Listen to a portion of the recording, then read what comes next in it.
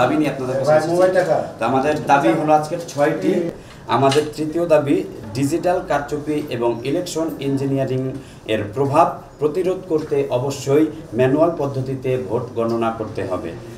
দেখেন, ভোট বর্জন করব কিনা সেটা পরিস্থিতি বলে দিবে। আমরা চাচ্ছি না ভোট বর্জন করতে, আমরা চাচ্ছি ভোট সঠিকভাবে হোক। কেননা আমরা আশাবাদী, ছাত্ররা আমাদের প্রতি এখনও পজিটিভ, আমরা আশাবাদী আমরাই বিজয়ী হবে। সুতরাং আমরা প্রথম দিনই দেখেছি যে ছাত্রদল মনোনীত জিএস প্রার্থী একাডেমিক বিল্ডিংয়ে গিয়ে তিনি প্রচারণা চালিয়েছেন। এটা সুস্পষ্ট আচরণবিধি লঙ্ঘন হয়েছে।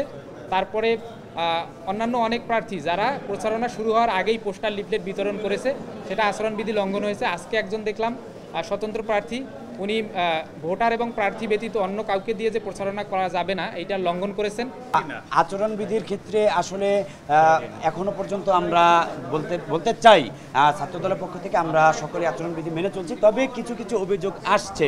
আমরা সকল প্যানেল, সকল প্রার্থীদের কাছে উদাত্ত আহ্বান জানাচ্ছি, আমরা সকলেই ঐক্যবদ্ধ থেকে আচরণবিধির প্রতি সম্মান জানাই, আমরা আচরণবিধির প্রতি সহনশীল হই, আমরা যেন সবাই আচরণবিধি মেনে চলতে পারি। ছাত্রদল যে দাবিগুলো দিয়েছে তাদের মধ্যে আমরা প্রথম থেকেই জানি যে যৌক্তিক দাবি হলে দরকার নেই, যৌক্তিক দাবি হলে আমরা অবশ্যই মেনে নেব এবং যৌক্তিক এবং নিয়মতান্ত্রিক আন্দোলনের মাধ্যমে দাবিগুলো আদায় করা দরকার।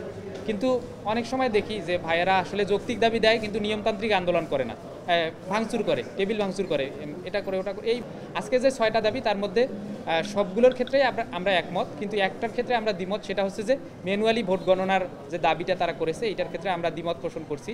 এবং আমরা চাই জাহাঙ্গীরনগর বিশ্ববিদ্যালয়ের উইকনেসটা যেহেতু আমাদের কাছে আছে, জাকসু নির্বাচনে 3 দিন সময় লেগেছে, এখানে শিক্ষার্থী সংখ্যা জাহাঙ্গীরনগর বিশ্ববিদ্যালয়ের থেকে 3 থেকে 4 গুণ বেশি।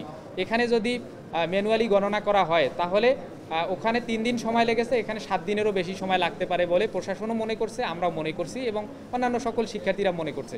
আমরা দিনের ফলাফল দিনেই চাই, দিনের ফলাফল দিনে দেওয়ার জন্য আমরা মনে করছি ইলেকট্রনিক ভোটিং সিস্টেমটা বেশি ভালো হবে। যদি অন্য কোনো উপায়ে দিনের ফলাফল দিনে দিতে পারে তাহলে সেটাও আমাদের জন্য গ্রহণযোগ্য হবে। তবে একটা নির্বাচনের ক্ষেত্রে একটা রাত পার হওয়া কখনোই স্বচ্ছতার মধ্যে পড়ে না। যে স্বচ্ছ ব্যালট বাক্সর ব্যাপারে আমাদের নির্বাচন কমিশন ইতিমধ্যে আমাদের আশ্বস্ত করেছেন, তারা স্বচ্ছ ব্যালট বাক্স অর্ডার করেছেন। ইনশাল্লাহ আমরা স্বচ্ছ ব্যালট বাক্সে ভোট দিব। আর নির্বাচনের ক্ষেত্রে দেখেন, ম্যানুয়াল যেই ভোট গণনা অবশ্যই এটা সময় সাপেক্ষ ব্যাপার, কিন্তু জনবল যদি বৃদ্ধি করা হয় তাহলে সময় কিন্তু অবশ্যই কমানো সম্ভব। আমাদের রাজশাহী বিশ্ববিদ্যালয়ে যথেষ্ট জনবল আছেন।